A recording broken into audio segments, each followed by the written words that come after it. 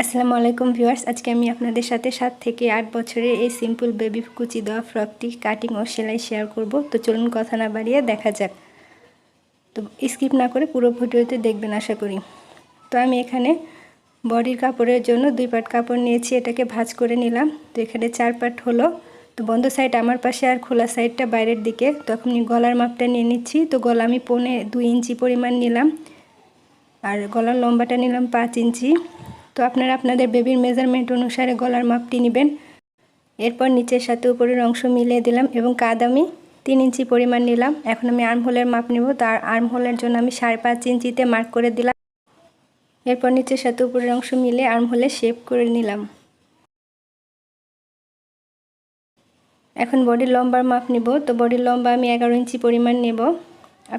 আপনাদের বেবির মেজারমেন্ট অনুসারে নিয়ে নেবেন। তো 11 ইঞ্চি নেওয়াতে 1 ইঞ্চি সেলাই চলে যাবে আর 10 ইঞ্চি পরিমাণ টিকবে। তখন আমি গলার শেপটি করে নিচ্ছি। তো গলার শেপ করে নেওয়ার পরে বডির মাপ নিচ্ছি। বডি হচ্ছে 24 ইঞ্চি মেইন মাপ, আর আমি হাফ ইঞ্চি সেলাইয়ের জন্য নিলাম। তো 6.5 নিলাম, আর নিচে আমি হাফ ইঞ্চি কম নিলাম। কোমর বডির চেয়ে 6 ইঞ্চিতে মার্ক করে দিলাম এবং নিচের সাথে উপরের অংশ মিলিয়ে নিলাম। এরপরে আমি হাফ ইঞ্চি পরিমাণ এখানে উপরের দিকে বাঁকা করে শেপ করে নেব, তাহলে আর কানি ঝুলবে না। এরপর কাঁধের সাইডেও আমি হাফ ইঞ্চি ডাউন করে দেব, তাহলেও কাটটা সুন্দরভাবে পিঠে পড়ে থাকে। এখন আমি মার্কিং অংশ কেটে নিলাম। তো গলা বাদ দিয়ে বাকি অংশ কেটে আমি পিছনের পাটটাকে সরিয়ে নিলাম, কারণ পিছনের গলাটা ছোট করে কাটতে হবে। তো এরপর আমি সামনের গলাটা কেটে নিলাম। এই যে আমার সামনের গলা আমি খুলে দেখিয়ে দিলাম। এরপর পিছনের পাট নেব। তো পিছনের পাট আমি সামনের গলার মাপে ঠিক একইভাবে 2.25 ইঞ্চিতে মার্ক করে নিলাম এবং লম্বাটা আমি সামনের গলার চেয়ে ছোটো দিব। তো 3.5 ইঞ্চি পরিমাণ লম্বা দিলাম। এরপরে নিচের সাথে উপরের অংশ মিলিয়ে গলা শেপ করে গলাটাকে কেটে নিব।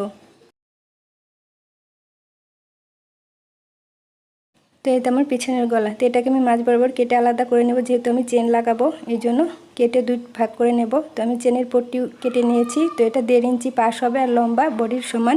তো এই দেখুন আমি দেখিয়ে দিচ্ছি মাপটা, দুইটাই 1.5 ইঞ্চি পরিমাণ।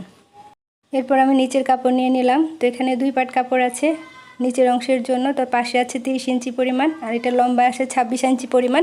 2 ইঞ্চি সেলাই চলে যাবে, তারপরে 24 টিকবে আর উপরের 10 সহ টোটাল ঝুল হবে 24 ইঞ্চি। তো এখন আমি সেলাই চলে এসেছি। প্রথমে পিছনের 2 পার্টটা নিয়ে নিলাম বডির। তো একটা পার্টের উপরে পট্টিটাকে এভাবে উল্টোভাবে বসাতে হবে, বসিয়ে সেলাই করে নিতে হবে। এরপরে এটাকে সোজা করে নিতে হবে। সোজা করে নেওয়ার পরে ভাঁজ করে নিতে হবে। তো দেখুন এভাবে ডাবল ভাঁজ করতে হবে। প্রথমে একটা ভাঁজ দিয়ে তারপরে এভাবে ডাবল ভাঁজ দিয়ে চাপ সেলাই দিয়ে নিতে হবে। তো একইভাবে আমি অফ ক্যামেরা অপর পার্টটিও সেলাই করে নিয়েছি, দেখুন আপনারা। তো এই 2টা পার্টে পট্টি লাগানো আমার শেষ। এখন আমি একটা চেন নিয়ে নিয়েছি। এখানে চেনের বাড়তি অংশটুকু আমি কেটে নেব। কেটে নেওয়ার পরে চেনটাকে খুলে নিতে হবে।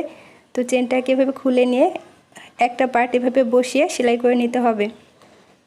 এরপরে পরবর্তী যে দ্বিতীয় পার্টটা থাকবে সেটাকে পিছনের দিক থেকে বসিয়ে এভাবে সেলাই করে নিতে হবে, তাহলেই চেন লাগানো হয়ে গেল।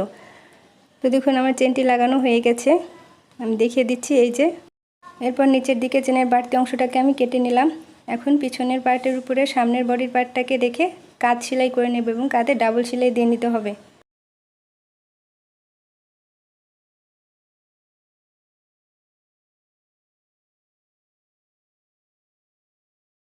তো 2 কাঁধে আমার সেলাই করা শেষ। এখন আমি পাইপিংয়ের কাপড় নিয়ে নিয়েছি 1 কালার। এই পাইপিংয়ের কাপড়গুলো কোনাকুনি করে কাটতে হবে, সোজা করে কাটলে পাইপিংয়ের ফিনিশিং আসবে না। তো দেখুন কোনাকুনি করে কাটলে এটা টানলে পারে লম্বা হবে। তো এটাকে এক পাশে ভাঁজ করে ধীরে ধীরে সম্পূর্ণ অংশ সেলাই করে নিতে হবে।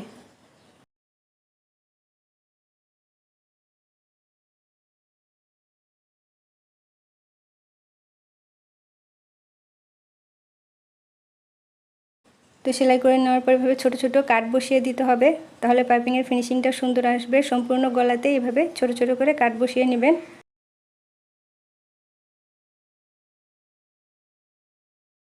এরপর সোজা পিসটা বা ভাও পিসটা করে নিয়ে ডাবল ভাঁজ করে সম্পূর্ণ অংশে চাপ সেলাই দিয়ে নিতে হবে।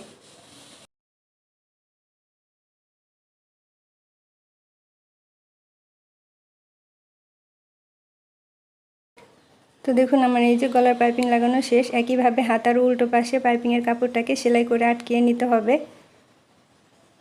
আটকে নেওয়ার পরে এখানেও ছোট ছোট কাট বসিয়ে নিতে হবে ফিনিশিংটা ভালো আসার জন্য। তো সম্পূর্ণ অংশে কাট বসিয়ে নেওয়ার পরে সোজা পিসটা বা ভাও পিসটা করে নেওয়ার পরে এখানেও ডাবল ভাঁজ করে উপর দিয়ে চাপ সেলাই দিয়ে নিতে হবে।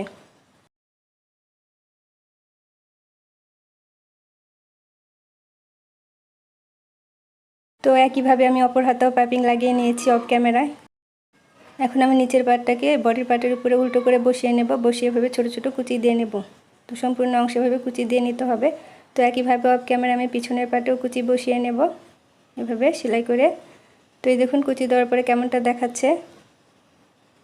তো দুই পাশে কুচি দেওয়া নেওয়ার পরে এখন দুটাকে একসাথে করে সাইড সেলাই দিয়ে নিতে হবে।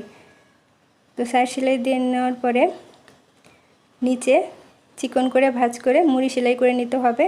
তো এটা সেলাই করে নিলেই মূলত আমার ফ্রকটি তৈরি হয়ে যাবে। তো ভিডিওটি যদি ভালো লাগে অবশ্যই একটা লাইক দিবেন আর চ্যানেলটিকে সাবস্ক্রাইব করে আমার পাশেই থাকবেন এরকম নতুন নতুন ভিডিও পাওয়ার জন্য।